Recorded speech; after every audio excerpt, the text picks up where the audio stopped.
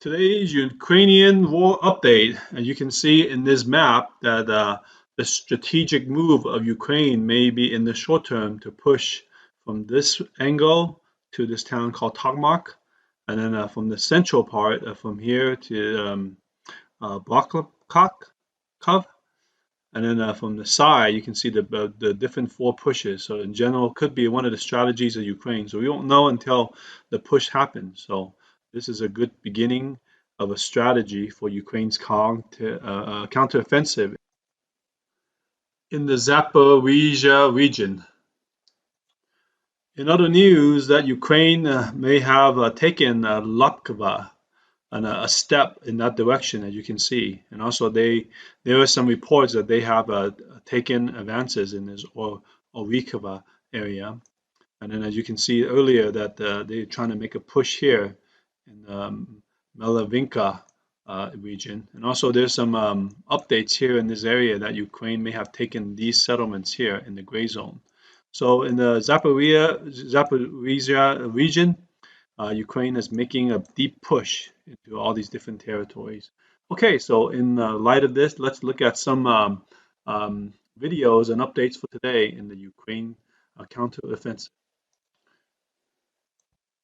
Okay, in this short clip in the Zaporizhia region, you can see this Russian drone hits a supply vehicle of the Ukraine.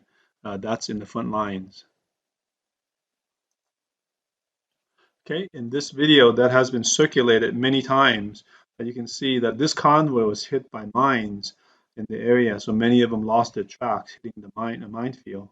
So I think many of you have seen these videos already, so I just wanted to show a little bit more here. And this is the Zaporizhia region.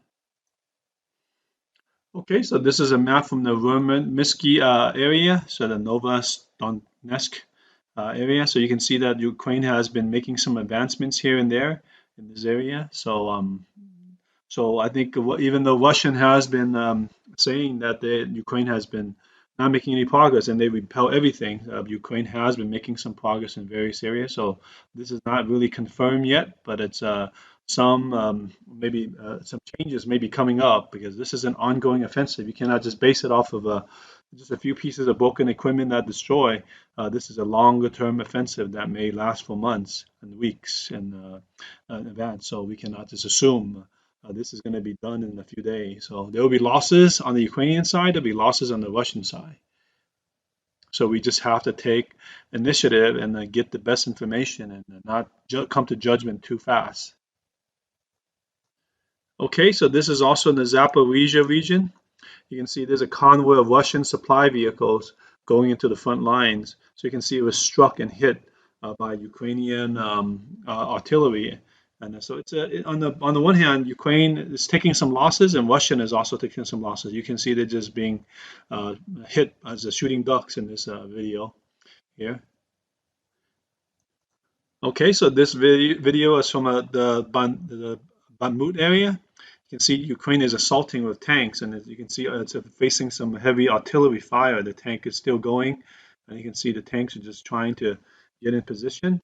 So, it is an ongoing fight. Both sides will continue to take losses.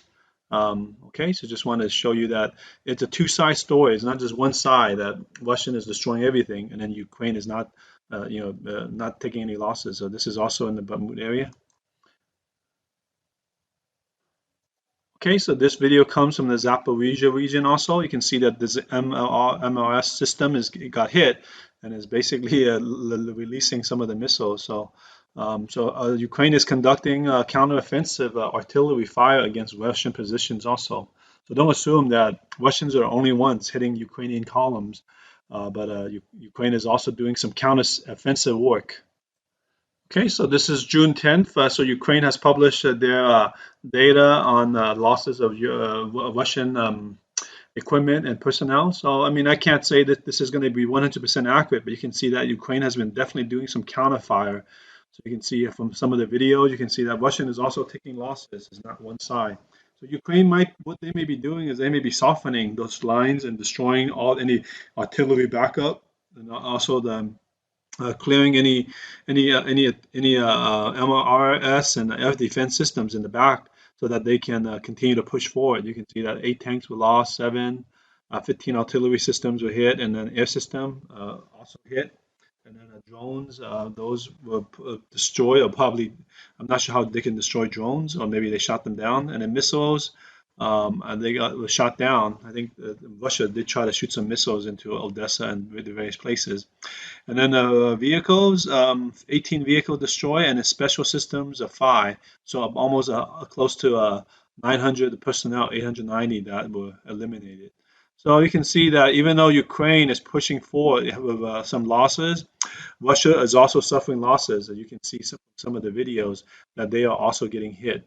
So just be objective, and then I wouldn't say believe one side or the other, but take the data and then just follow the story. I hope you can follow me along, and as I can update more on these, be as objective as possible to update the truth and the facts in Ukraine. Okay, so based on the trench line defenses, I want to show you a little bit of a idea of what the Russians may be doing. Right, so they will probably have your tanks coming and attacking and BMPs, and then they lay a whole area of mines, and then before you get to the mine, you have dragon teeth, and you have the next line of defense, maybe a lot of trenches with soldiers defending with anti-tank and then gunfire for personnel. So this is what Ukraine might be facing, right? So, and you can see the layers of defense: first line, second line, and third line of defense that Russia may be establishing. So it is a hard job for Ukraine. So they are going to be facing an uphill battle into many minefields and many trenches and different things. So equipment, as you can see from previously, Ukraine. Okay, so for lighter things, I want to show that this cat has been rescued by rescuers in the flooded areas where the dam was destroyed. Okay, so for another lighter thing, this woman is rescuing some animals in the Hosani region. It has been flooded in many of the areas, so at least there's still some humanity left to rescue some of the animals and people and whatever it may be.